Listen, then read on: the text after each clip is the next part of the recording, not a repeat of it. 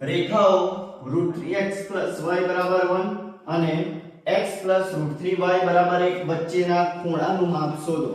Okay, તો ખૂણાનું માપ જ્યારે શોધવાનું આવે, ઓકે, આપણી જોડે બે રેખા આપેલી છે, બે રેખાના ઇક્વેશન આપેલા છે અને એની વચ્ચેના ખૂણાનું માપ શોધવાનું આવે તો બે રેખાઓ વચ્ચેના ખૂણાના માપનું સૂત્ર આપણા મગજમાં હોવું જોઈએ અથવા આવડતું હોવું જોઈએ.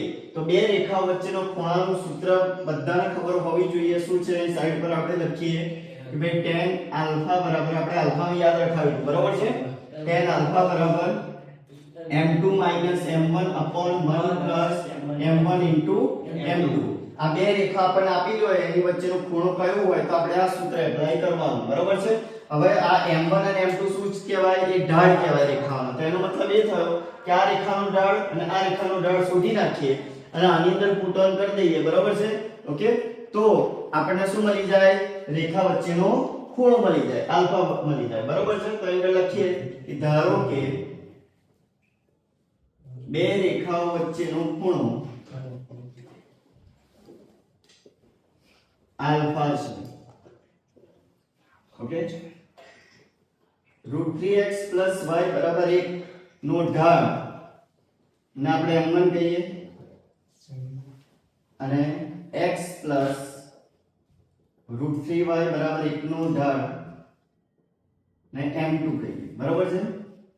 ઓકે, તો m1 બરાબર કેટલા થશે? અને કમ્પેરીઝન કરીએ -ax + by + c સાથે, બરાબર છે? વ્યાપક સ્વરૂપ સાથે. તો ડાયરેક્ટ આપણે લખીએ એનું શું થશે? -√3/1 થશે, -√3/1 થશે. ચલો, આનું શું થશે? -1/√3 થશે. તો બે રેખાના ઢાળ આપણને મળી ગયા. ખ્યાલ આવી ગયો? ઓકે, તો હવે આપણે સૂત્રમાં મૂકીએ. સૂત્ર લખવાનું ઓલવેઝ, એટલે યાદ રહી જાય. tan આલ્ફા બરાબર m2 - m1 / 1 plus m1 into m2. ચલો, tan આલ્ફા, ચલો m2 એટલે કેટલા? -1/√3. ચલો, સૂત્રના માઈનસ અને m1 પોતે નેગેટિવ એટલે માઈનસ માઈનસ શું થઈ જાય? Plus √3 upon 1 plus m1 into m2 એટલે માઈનસ માઈનસ શું થઈ ગયા? પ્લસ, એટલે √3 into 1/√3. મેં direct minus minus cancel out કરી દીધા અહીંથી, બરાબર છે? ઓકે, તો જુઓ આ √3 કેન્સલ આઉટ થઈ ગયા. અહીં આગળ આટલાનો આપણે લસા લઈ લઈએ. તો tan આલ્ફા બરાબર, ચલો શું થશે? લસા √3 * 3 3 થઈ જશે. √3 into √3 3 થશે અને 3 માંથી 1 જાય એટલે કેટલા? 2. ડાયરેક્ટ લખી દો 2/√3. કોઈનો વાંધો નહીં ને?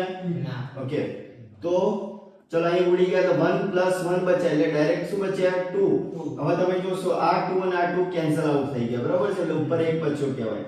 તો tan આલ્ફા બરાબર 1/√3. 1/√3 મારે એંગલ જોઈએ છે, બરાબર છે? તો એંગલ ક્યારે મળે? આમાં ગુણ 10 માં આપણે શીખી ગયા છે કે અહીં આગળ હું tan ની વેલ્યુ અહીં મૂકી દઉં તો એંગલો સરખાઈ લેવાય, બરાબર છે? તો કયા ટેબલની અંદર કયા એંગલમાં 1/√3 આન્સર આવે છે? tan 30, બરાબર છે? ઓકે, તો tan આલ્ફા બરાબર tan 30. ઓકે, 30 એ આપણે શેમાં છે? ડિગ્રીમાં છે, પણ આપણે શેમાં લખવાનું? રેડિયનમાં લખો. તો રેડિયનમાં શું થાય? π/6. તો tan π/6. ઓકે, તો આલ્ફા બરાબર કેટલા આયા? π/6. પણ આ આપણો આન્સર અધૂરો કહેવાય. કેમ અધૂરો કહેવાય? કારણ કે આપણને ખબર છે બે રેખા વચ્ચે ખૂણો I હોઈ શકે અને I હોઈ શકે, બરાબર છે? તો એક ખૂણો મળી જાય એને બીજામાંથી કેટલામાંથી બાદ કરી નાખવાનો? પાઈમાંથી બાદ કરી નાખવાનો, બરાબર છે? ઓકે, તો હવે આલ્ફા બરાબર π/6 અથવા ઓર લખું છું, ઓર π - π/6 કહેવાય. ઓકે, તો π - π/6 એટલે કેટલા થાય?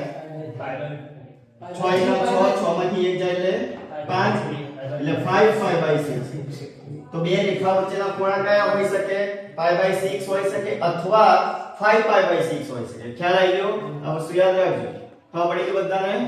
તો લખી નાખો.